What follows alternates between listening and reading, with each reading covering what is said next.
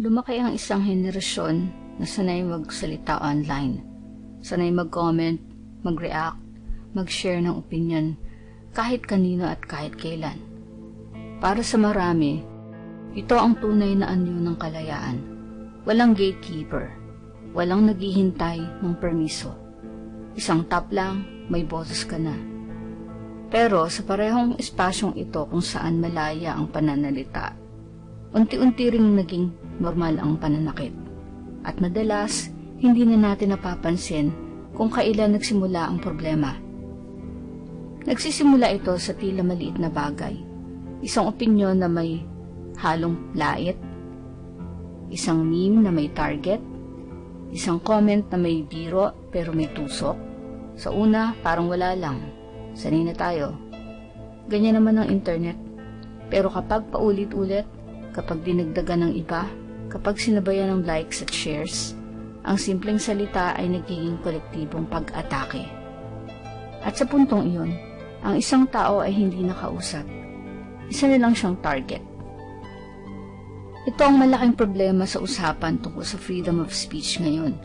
Hindi na malinaw kung ginagamit ba ito para magpahayag ng ideya o para manakit ng kapwa. Madalas, ang depensa ay simple. Opinyon ko lang ito. Totoo lang ang sinasabi ko. Karapatan ko ito. Pero ang tanong ay hindi kung may karapatan kang magsalita. Ang tanong ay kung ano ang ginagawa ng salita mo sa ibang tao. Kapag ang epekto ay takot, hiya o pananahimik, may mali nang nangyayari. Mas nagiging seryoso ang problemang ito online dahil mabilis ang lahat. Walang oras para mag-isip, walang oras para umatras. Isang post ang pwedeng mag-viral at sa loob ng ilang oras, ang isang tao ay binabaha ng komento mula sa mga hindi naman siya kilala. Madalas, ang nabibiktima ay hindi sikat, hindi makapangyarihan, at walang malaking following. Isang estudyante, isang empleyadong bago pa lang, isang ordinaryong tao na nagsalita lang.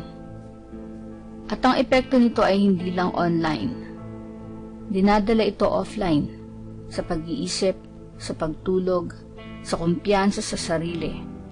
May mga taong unti-unting tumitigil magsalita dahil natututunan nilang mas ligtas ang manahimik. May mga taong nagdi-delete ng sarili nilang boses para lang matapos ang pambabastos. Sa ganitong katahimikan, lalong lumalakas ang kultura ng cyberbullying dahil walang humaharang. Dito papasok ang tanong ng resolusyon. Kung ang problema ay maling paggamit ng freedom of speech, ang solusyon ay hindi ang pagpatay ng boses ng lahat, kundi ang pagbalik ng pananagutan sa paggamit ng salita. Ang kalayaan ay hindi nawawala kapag may hangganan, mas nagiging malinaw ito. Para sa mga nabibiktima ng cyberbullying, ang unang hakbang ay hindi ang lumaban agad, kundi ang protektahan ang sarili. Hindi mo kailangan sagutin ang lahat. Hindi mo kailangan ipaliwanag ang sarili mo sa mga taong hindi naman handang umintindi. Ang pagpili kung saan mo ilalagay ang atensyon mo ay isang uri ng kapangyarihan. Ang hindi pagpatol ay hindi kahinaan. Minsan, ito ang pinakamatalinong desisyon. Kasabay nito, mahalagang kumilos ng may praktikal na isip. Ang pag-save ng ebidensya ng pang-aabuso ay paraan ng pag-iingat, hindi ng paranoia. Ang pag-report at pag-block ay paraan ng pagtatakda ng hangganan, hindi pagiging sensitive. May karapatan kang maging ligtas sa online spaces dahil bahagi na ito ng totoong buhay.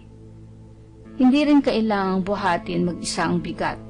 Ang pakikipag-usap sa isang kaibigan o taong pinagkakatiwalaan ay nakakatulong para bumalik ang perspektiba. Kapag ang epekto ay umaabot na sa mental at emotional health, ang paghingi ng tulong mula sa mga profesional ay hindi kabawasan sa dignidad. Isa itong malinaw na pahayag na mahalaga ka. Pero ang resolusyon ay hindi lang responsibilidad ng biktima. Responsibilidad ito ng buong komunidad. Sa tuwing pinipili nating hindi makisali sa panlalait, sa tuwing pinipigilan natin ang isang mapanirang biro, Sa tuwing pinaparamdam natin sa isang tao na hindi siya nag-iisa, may nagbabago tayong kultura. Ang pananahimik sa harap ng pambubuli ay hindi neutral.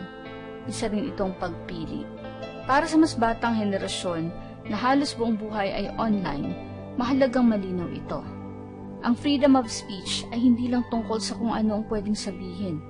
Ito ay tungkol sa kung ano ang dapat sabihin. Ang tunay na tapang ay hindi nasusukat sa kung gaano ka ka-blunt o ka-savage. Nasusukat ito sa kakayahang magsalita ng may empathy at respeto, kahit hindi ka obligado. Sa makatwid, ang linya ay mas malinaw kaysa sa inaakala. Kung ang sinasabi mo ay nakakatulong sa pag-unawa, diskurso at pagbabago, ito ay malayang pananalita. Kung ang sinasabi mo ay paulit-ulit na nananakit at nagpapatahimik ng iba, hindi na ito freedom of speech, pambubuli na ito. Sa isang mundong puno ng ingay, ang pinakamahalagang boses ay hindi ang pinakamalakas. Ito ang boses na marunong tumigil, mag-isip, at pumili ng salitang hindi nananakit. At kung may tunay na progresibong kilos ngayon, ito ay ang paggamit ng kalayaan, hindi para mangibabaw, kundi para magbigay daan sa mas makataong usapan.